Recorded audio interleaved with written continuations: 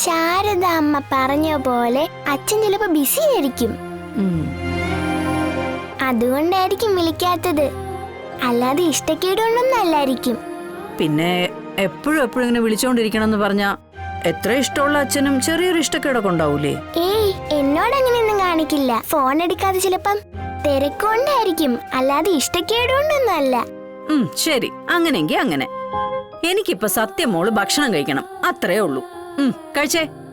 ഞാൻ കഴിച്ചോളാന്നേ. ശാരദാമ്മ അവിടെ വെച്ചേ.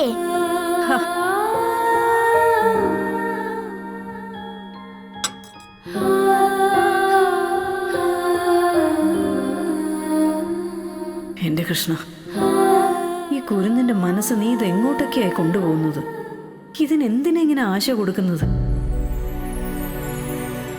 ഈ വിളിക്കുന്നത് ആരാണെങ്കിലും ഈ കുഞ്ഞിനോട് ചെയ്യുന്ന ക്രൂരതയാ.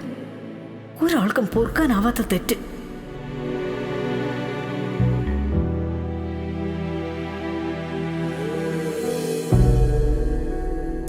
എന്താ ഭക്ഷണം മുന്നിൽ വെച്ചിട്ടിരിക്കുന്നേ? കറിയൊന്നും ഇഷ്ടപ്പെട്ടില്ലേ? അതൊന്നുമല്ല, അച്ഛൻ വിളിച്ചില്ല, അതിന്റെ സങ്കടമാ.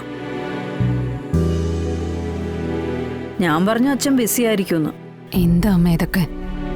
അവള് കുട്ടിയാണെന്ന് വിചാരിക്കാം, അമ്മയെ അതിനൊപ്പം. എടി, എന്തെങ്കിലും 4 പറ്റ ഉള്ളി ചെല്ലണ്ടേ?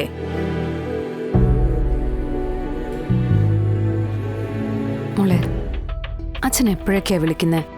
അങ്ങനെയൊന്നുമില്ല, സമയം കിട്ടുമ്പോഴൊക്കെ വിളിക്കും. പക്ഷെ അങ്ങോട്ട് വിളിക്കാൻ പറ്റില്ല. പക്ഷെ ഇന്ന് എന്നെ വിളിച്ചിരുന്നു. അപ്പൊ സ്ഥിരമായ ആരോ സത്യയെ വിളിക്കുന്നുണ്ട്. അതാരാണെന്ന് കണ്ടുപിടിക്കണം. ഇനി വിളിക്കുമ്പോഴേ അമ്മയ്ക്കൊന്ന് തരണം. എനിക്കൊരു കാര്യം പറയാനുണ്ട്. അമ്മയ്ക്ക് അച്ഛനെ നേരിട്ട് വിളിക്കാൻ പാടില്ലേ? മോളുടെ അച്ഛൻ ബിസിയല്ലേ, പിന്നെ എങ്ങനെ കിട്ടാന്? ശാരദാമ്മ എടുത്തു തരാം. കഴിക്ക്, ദാ, എന്നിട്ട് നമുക്ക് സംസാരിക്കാം. ശാരദാമ്മ ഇങ്ങ് തന്നേ, ഞാൻ ഇത് റൂമിൽ കൊണ്ടേ കഴിച്ചോളാം. കഴിക്കണം. കളയോ? മുഴുവൻ കഴിക്കണം കേട്ടോ. കഴിക്കാം. കളയരുത്. ഇല്ല.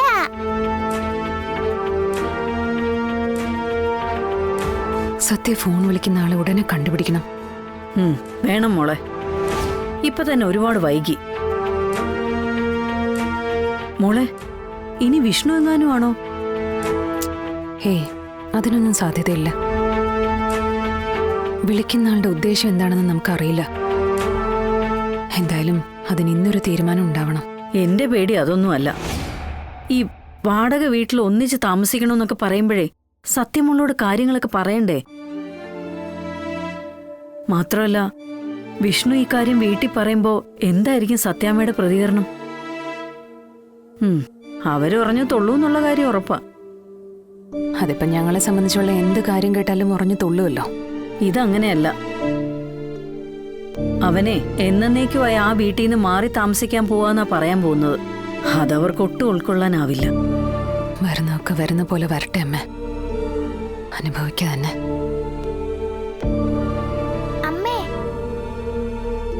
എടി, ഇനി ഫോണ് വല്ലതും വന്നാണോ?